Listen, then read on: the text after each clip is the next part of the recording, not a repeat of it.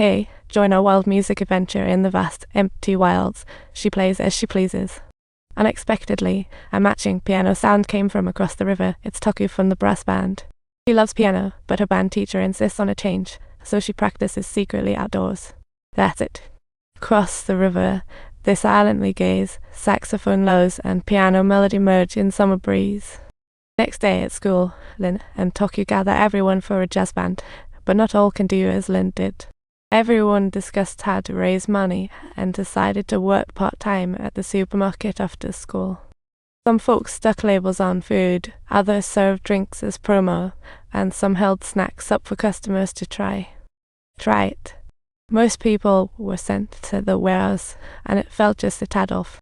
But when the elevator doors opened again, I couldn't help but burst out laughing. Oh my goodness, models tired? Nope, they were just tired from lifting. They went to the hall to snack, waiting for Lynn to call over the glass-wearing drink promo girl. Lynn waved over the drink promo girl, yelling, "You gotta have booze with meat," and just then the store manager showed up. Subtitles. The manager requested an on-site demonstration, but it ended up being a disaster, even more tragic than dumplings, and where has the table disappeared to? So after all that commotion, not only did they not get paid, but they all got canned. The little team fell apart in seconds. Glasses girl came up with a new idea, mushroom picking at her grandpa's mountain, but then they found out her grandpa is actually just a distant relative of her mom's friend. Talk about a family tree with no branches. At that moment, a group of armed rangers strolled by, and they ran off like happy little kids. Green leaves and red flowers. I've seen blue flowers for you and me, I thought to myself after some serious tugging. The wild boar locked onto a plump girl. Her potential skyrocketed as she climbed up a tree with all her might. Suddenly, she crashed down right on the wild boar's head. Now that's what I call pie falling from the sky. The boar's skull cracked open, and wow, no one expected she'd turn out to be a hero. They even scored 100,000 yen and went shopping for some second-hand instruments.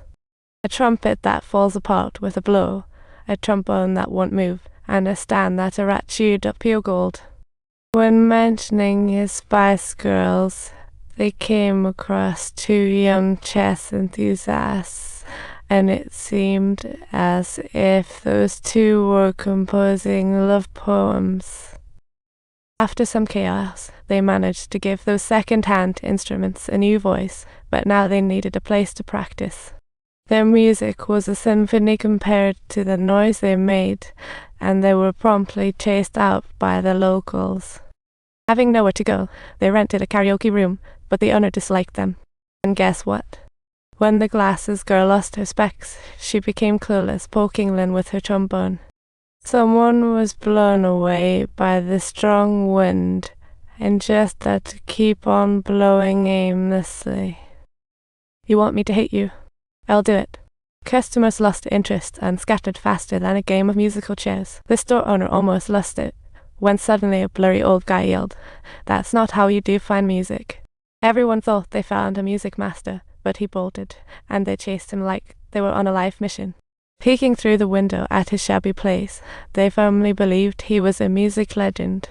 But little did they know, the teacher was scolding them for ruining the reputation of fine music. When the teacher brought out his prize collectibles, Lynn was like, "What does this mean?"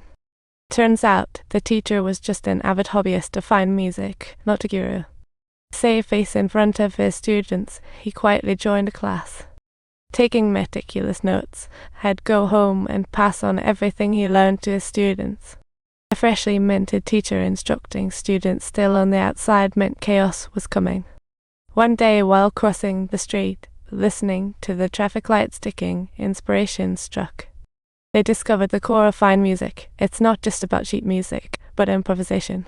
As long as they expressed their emotions freely, the music showed its unique life force, and they made incredible leaps in their skills.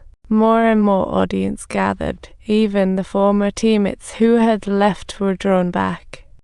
Seeing Xiao Lin and the gang full of vitality, They sold their designer bags and rejoined the band. As winter rolled in, Lynn excitedly ran through the snow holding a flyer because a music festival was coming up. Swing girls wanted to hit the stage too, and their teacher was cheering them on. However, half a month passed and Lynn forgot to mail the tape. After scrambling to send it, Lynn found there were too many bands. The swing girls didn't make the cut. Subtitles when he informed Toku that the entire group was overwhelmed with sadness. Don't forget to subscribe to our channel.